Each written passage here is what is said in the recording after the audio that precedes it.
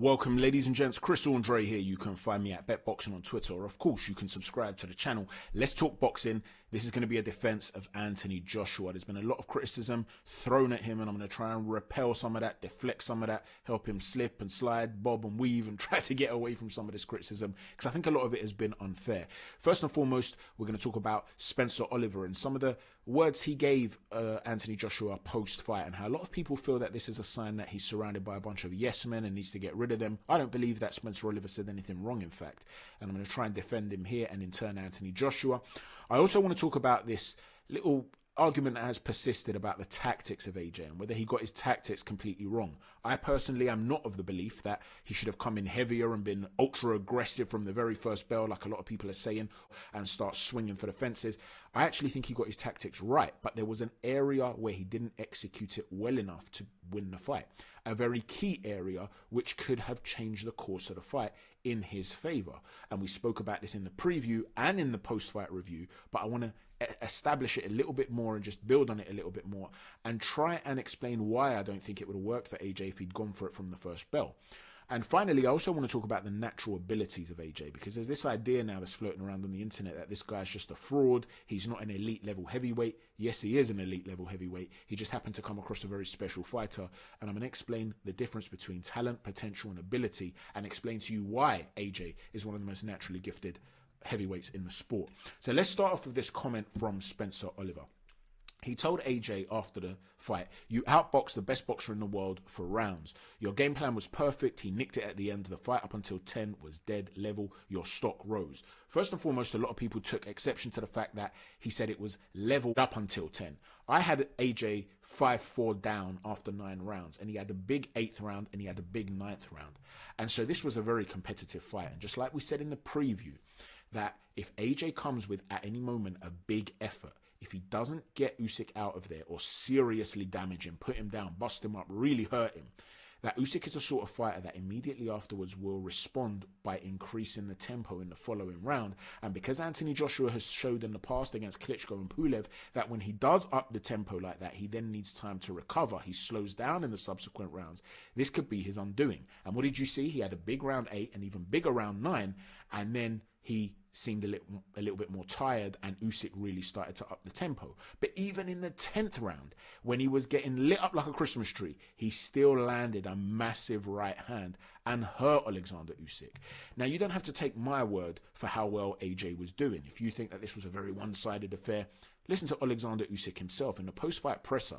Read between the lines. He said, "I'm not sure if I'm right or not, but I saw in round 8, I saw in Anthony Joshua's eyes that he was feeling victorious already. I kept telling myself, you cannot stop, you cannot stop, you cannot stop." Big things were at stake. Well, first and foremost, why would Anthony Joshua's eyes be telling him, "I've got you," after 8 rounds? This is before the 9th. He'd hurt Usyk in the 8th, but in the 9th, which was his really big round, that was before that, and he's already looking at him and telling him and giving him little gestures in the ring to tell him, "I've got you." Why would Alexander Usyk be telling himself, "You can't stop, you can't stop, you can't give up, you got to keep going, you got to keep going"? Why would he be telling himself this if he was in control? If he's schooling AJ and there's no difficulty there and it's not a competitive fight and he's not in any trouble, why would he need to tell himself big things are at stake here and push himself through? You understand? This was a very tough fight for Alexander Usyk and for Anthony Joshua, and ultimately the superior fighter came through. Now, in terms of the game plan, yes, there were tweaks that could have been made, but this idea that he should just rush him from the opening bell, and I was saying nope, he needs to lure him onto a shot, take little steps back, short shifts back, use a narrower stance to enable the mobility of your feet, lure him onto a shot and hurt him. Well, Sonny Edwards is possibly the most skilled British fighter out there, one of the most skilled in the world. You could argue potentially, a pound for pound level fighter. Potentially, we're going to see how it plays out with Sonny Edwards. But you're talking about a great ring IQ as well. He's a fantastic analyst. He put out a tweet to say the half step back is killing it for AJ, giving him time to see the shots coming and setting up his own. This is what we spoke about in the preview. This is the area that he would be able to have success. And indeed, he did have success in doing so. And Sonny Edwards is telling you about it too. Now, what did I say, though, in the preview? That when he does let go of those big efforts and then he's going to tire, what What he then needs to do is initiate clinches with hooks around the back of the ear, pulling Usyk in, leaning on him. In other words, when your lungs are gone, use your physical weight to make Usyk carry you.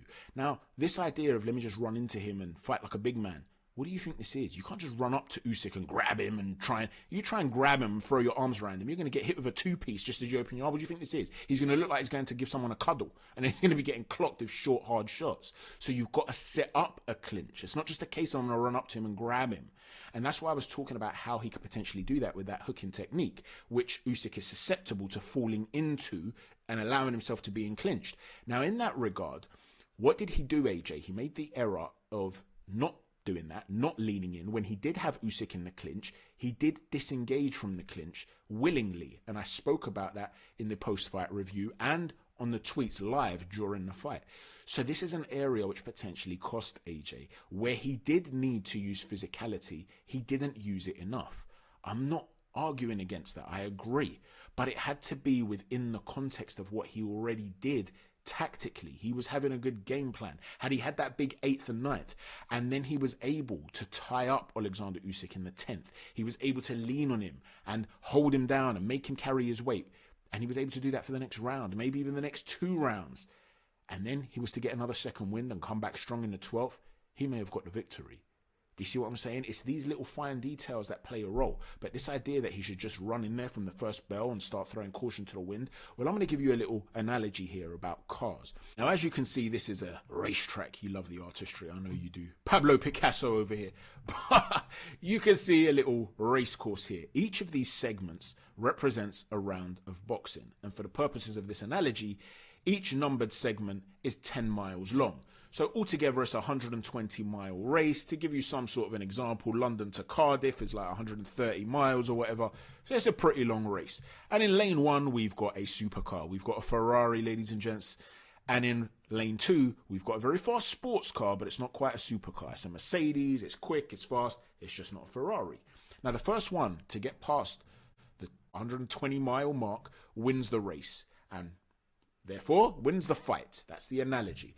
However, in boxing, it doesn't quite work like that because you don't need to get to the finish line in order to win the fight. You can win by knockout at any stage. So, for the purposes of this particular analogy, if you're able to build a lead of 30 miles at any given point, so let's say the Ferrari gets to the 70-mile mark and the Mercedes is still at the 40-mile mark, the Ferrari automatically wins the race. That is to represent the knockout, right? Now, let's consider this for a minute. Let's say the Ferrari, which requires a lot more fuel. It's not as economical as the sports car, but it's a lot faster. Let's say it says, you know what, I'm going to go for it. Pretend that both cars have got 6 gears and straight from the off, the Ferrari is trying to get into 6th gear as quickly as possible. Now, the sports car, which is a Mercedes, can't quite keep up with the Ferrari, but it's able to stay within 30 miles. So at no point does it ever get blasted out. At no point does the race ever end. And as they continue, again, the Mercedes is just able to stay in touch within that 30-mile region. But then what happens? The Ferrari then runs out of gas, and now it starts to slow down drastically, and the Mercedes comes along, takes over, and wins the race. This is the problem. Anthony Joshua is an anaerobic athlete. He requires an awful lot of oxygen in his muscles in order to be able to be explosive and get those fast twitch muscles going. So if you run at Alexander Usyk from the opening bell and say, right, I need to try and get him out of there quickly, Usyk is used to this. He's been bum rushed his whole career. He's a very durable guy, and he's very good at moving away. Even after AJ had hurt him badly in round 9, which came after another round of success from Anthony Joshua, he still couldn't hunt him down effectively enough to get him out of there. So if Usyk is fresh enough while he's been clattered to the body consistently and is being hurt, if he's fresh enough to be able to get away at angles and not allow you to get to him, what makes you think you're going to be able to get straight after him and run after him and just grab him and lean on him and fight heavy and like a big man from the opening bell?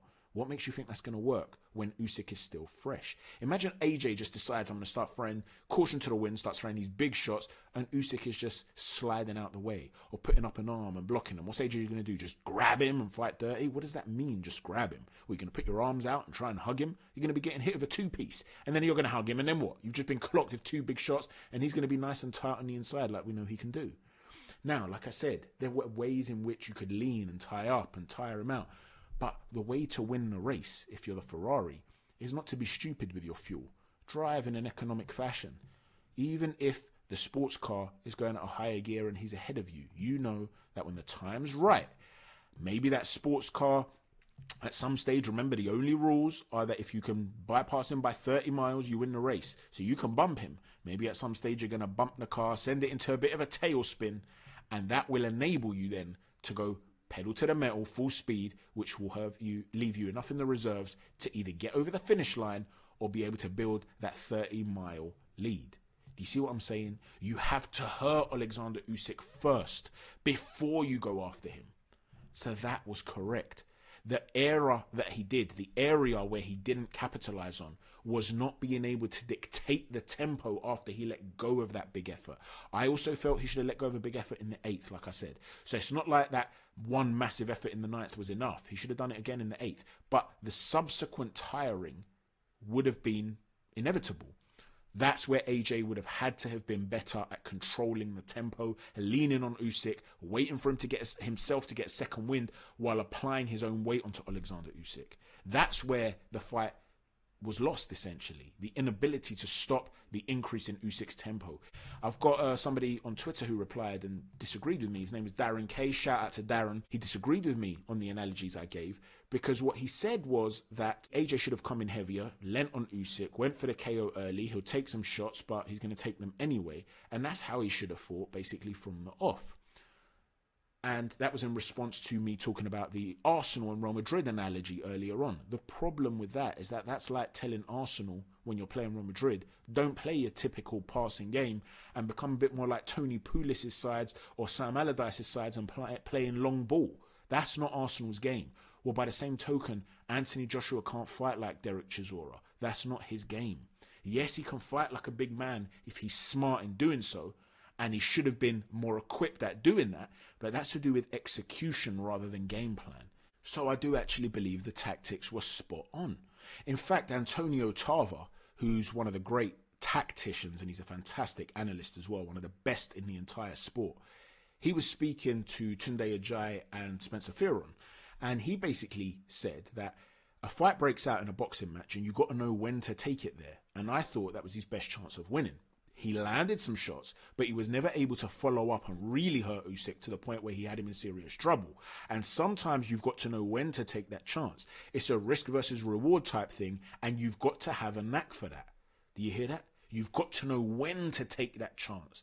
The timing is key. You can't just say, I'm going to go for it. Of course he's got to go for it at some stage, but you've got to know when to be aggressive. Another thing that AJ said, which I also found very interesting in the post-fight press conference, he actually said, I left everything in the gym. If I'd left everything in the ring, I would have won. But I definitely pushed myself in training camp to make sure the fight was more competitive. Now, this harks back to one of the videos I made before the fight, where I was talking about method acting and so on and so forth. And within that, I spoke about Robert Garcia and how he had said that Anthony Joshua was actually complaining a little bit about the intensity of training. And Robert Garcia said to him, trust me, stick with it, you'll see the benefits in the ring.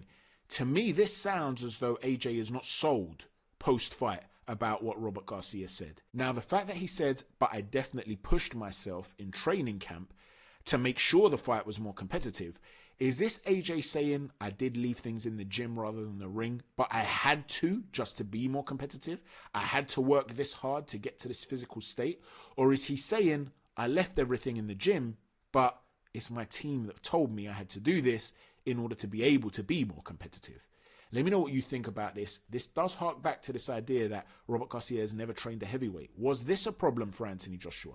I personally don't necessarily think that's the case. I think that what we saw was a much fitter Anthony Joshua, but just couldn't control, like I said, the tempo in key areas. But it's interesting that he feels that way. So let me know what you think about this, and I'd love it if any interviewer saw AJ and asked him for some clarification on that comment. Let me know what you think. So now let's discuss talent.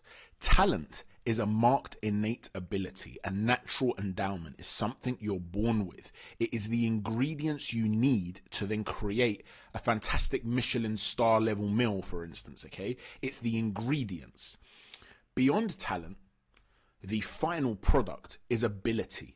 The physical or mental power or skill needed to do something. You can have somebody who's got a lot of talent, but they never develop that talent in order to have the ability to be able to maximize that talent.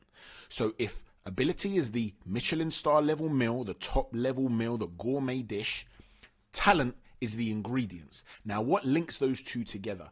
It's the hard work required to fulfill that potential. The potential is like the bridge between the two things. You have the ingredients, and with those ingredients, you then have the potential to be able to achieve ability. So it exists in the realm of possibility, not in actuality. It doesn't yet exist, but it is possible. And with Anthony Joshua, you're talking about a highly talented kid, a highly talented teenager, somebody who had a natural aptitude for something. He may not even have known it at the time when he wasn't living the life of an athlete. He then steps into the gym, the boxing gym, and he starts to explore his talents. And through hard work, he was able to fulfill potential. He was able to bridge that gap between talent and ability. And that ability ended up with him becoming the unified heavyweight champion of the world. How many people out there, how many boxers out there have that capability of turning that natural talent without having had it honed until he was 18 years old to then turn it into the ability to reach the level that he's reached at, Olympic gold medalist and unified heavyweight champion? Take somebody like Devin Haney, highly skilled, undisputed lightweight champion of the world.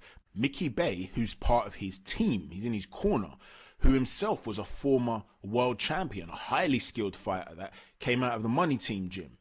Mickey Bay says that Devin Haney is an incredible fighter. He puts him on a pedestal, but he wasn't naturally talented. What he had was immense schooling. He was around the likes of the Judas. He was around the likes of the Mayweathers throughout his childhood, his own father as well. They trained him up. He was around the best education of boxing.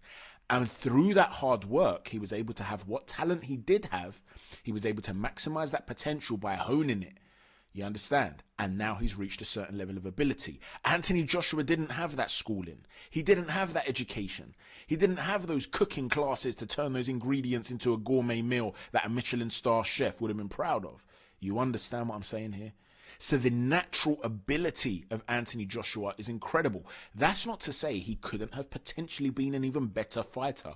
Steve Kim, one of boxing's premier journalists of Boxing Insider, he wrote an article prior to the AJ Usyk rematch, and he said while the WBA, WBO and IBF title belts are on the line, something else that is much bigger for Joshua is at stake: his credibility. AJ will be branded as a boxer who was better as a box office attraction than a boxer, which admittedly is unfair, but that is how he will be largely perceived if he loses. So what he's telling you here is that AJ really has to win, otherwise he's going to get underrated. I retweeted this, I said great stuff, and then he said to me, I truly believe that AJ was forced into being a twice-a-year fighter so early because of his popularity, and it actually hindered his development as a boxer. So Steve Kim is a real advocate of young fighters fighting consistently to hone their skills. Now, whether AJ was hindered as a result of him not fighting consistently enough early in his career or not, that's open to debate. But that falls down into that area of hard work and potential, where you're trying to maximize the potential. The natural talent is there because he's achieved so much in spite of him having only 2 fights a year. Do you see what I'm saying? So what Steve's saying here could very well be correct. And Anthony Joshua may have been an even better fighter had he been fighting more than twice a year while he was developing. But what does that tell you? What that tells you is that AJ is still an improving fighter. He's 5 years younger than Alexander Usyk? That's another 5 years of development from now till then. Now, obviously, different fighters age at different rates, so I'm not saying, he's definitely going to surpass Usyk or anything like that. I'm simply trying to explain that he's still growing as a fighter and he's still got a number of years left in him. So make no mistake, Anthony Joshua is no joke, and he's hugely, hugely talented. With regards to that last meltdown, let's touch upon that as well. What was trending on Twitter was, oh AJ, what have you done, sort of thing. He came out and he said, I wish Usyk continued success in your quest for greatness. You are a class act champ. Yesterday, I had to mentally take myself into a dark place to compete for the championship belts. I had 2 fights, one with Usyk and one with my emotions, and both got the better of me. I'll be the first to admit I let myself down. I acted out of pure passion and emotion and not controlled, and it ain't great. I love this sport so much, and I'll be better from this point on. Respect. And just as I expected, he handled it with dignity. So even if what he did was a little bit distasteful, I believe his motive was the right motive. I don't think he meant it in a malicious way. And you can see he's taken a step back. He's looked at it. He's congratulated Usyk. He's explained his behavior. And we move on. There are other fighters that have done many worse things. So let's not linger on this idea that he was somehow disrespectful and stuff like that. Now, with regards to where he goes from here, this guy's still got huge potential. And this idea that just because he's fallen at a hurdle against Alexander Usyk, that somehow this proves that he couldn't beat the other elite heavyweights. You know, he can't beat Tyson Fury or he can't beat Deontay Wilder. Don't be ridiculous. Styles make fights. What Usyk offers is completely different to what Fury offers, completely different to what Wilder offers, and all other guys out there. Different strengths and weaknesses. AJ has a chance against anyone. Now, I would pick Tyson Fury, don't get me wrong. Tyson Fury from back in the day when he was uppercutting himself in the face. I was out here telling people this guy's going to overthrow Vladimir Klitschko, and people were calling me mad. When we got to 2015 and prior to the Klitschko fight, I was saying this dude is going to potentially go down as one of the best of all time. People thought I was even crazier and that he was going to go and get knocked out in Dusseldorf. So I'm not sitting here fanboying on AJ and hating on Fury, not at all. If anything, if Fury goes on to beat Alexander Usyk, well then how vindicated will I be, right? From 2012, it took a whole decade, say, for me, or more, by the time that fight comes around, to prove that I was right all along about Fury. So why would I be sitting here hating on Tyson Fury? It's not about that. But the fact of the matter is, elite fighters are capable of beating other elite fighters. And AJ has the natural talent, as I've explained, and he's continuing to improve, and his boxing IQ is continuing to grow. He has the ability to be able to beat anyone on any given day. He came close to doing it against Alexander Usyk in that 9th round. Usyk himself is telling you that. Do you understand what I'm saying here?